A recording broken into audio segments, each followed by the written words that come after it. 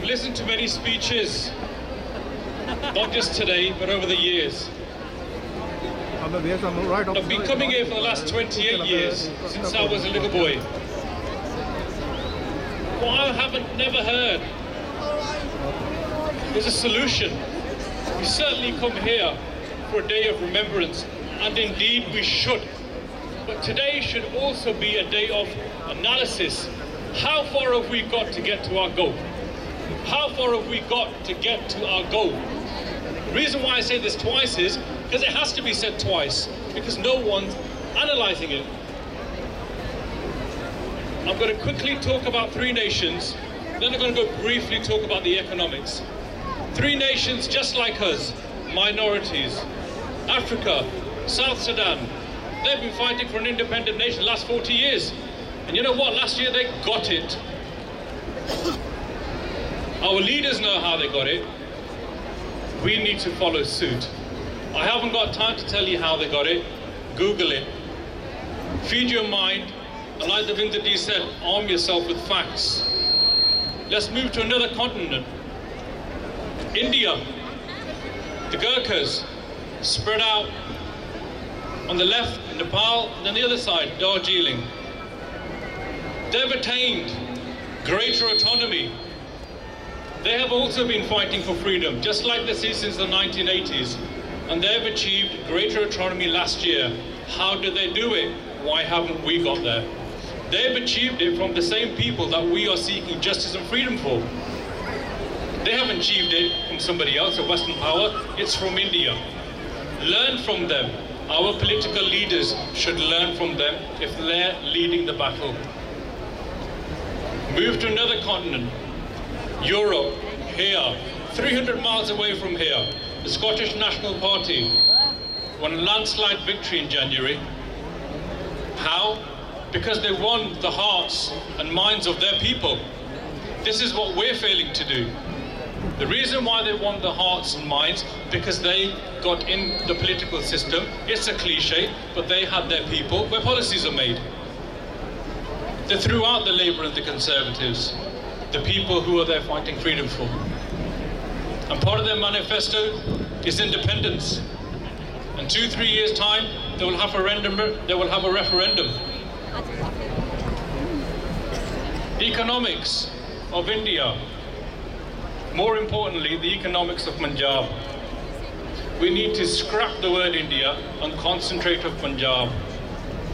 When we talk about investment with leaders, business leaders, government officials, and if they talk India, we said no, let's talk Punjab, invest in Punjab.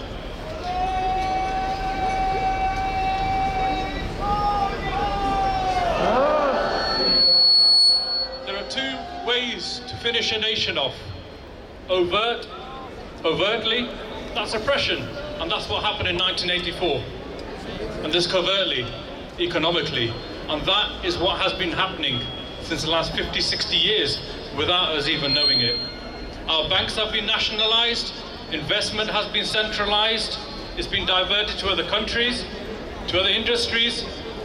Our traditional industries have been allowed to be run down, and they haven't even been replaced, and we've been encouraged to revert to the agricultural economy. Now that doesn't mean Punjab is a poor nation, but what it does mean is our people have got less opportunity.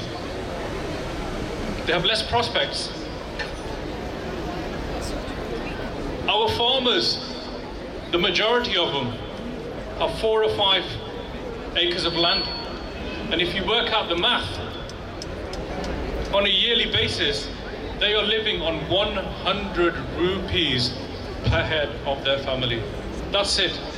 That's less than a casual labourer. We haven't realised this because we're too busy shouting slogans. Chandigarh has been taken away from us with the blink of an eye. We've been fighting over 30 years to have that as part of our capital. If our farmers don't have finances, they cannot educate their children.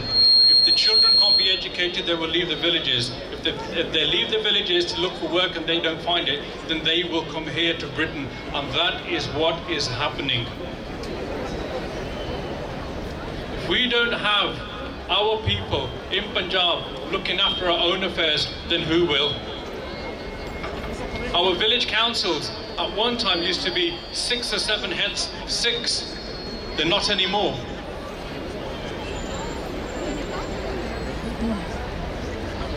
We need to control our own affairs politically in our villages, right up to the top in the Punjab Assembly. We have like-minded people in Punjab who share our same ideology. We need to invest in those people, make sure they win politically. You know why? Because that is how you take control of your own affairs. We're doing it here in our Gurdwara. If we don't like a person who's running a committee, we stand against them. We win the election and we take over. We do that in our councils. Why can't we use that same principle for Punjab? Why are we losing our Punjab to our enemies? We should be controlling Punjab, our economics, our politics there, and our religious institutions. If you don't like the Shiromani Akali Dal, you bring back the Shiromani Akali to the people of Punjab, to us. If you don't like the Shiromani Gurdwara Prabandhak Committee, you bring it back to the people of Punjab, us. That's the way forward. If you have people power, you have political power. You can pass legislation. If you have people power, no one can stop the Sikh nation. Waheguru Ji Ka Khalsa, Waheguru Ji Ki Fateh.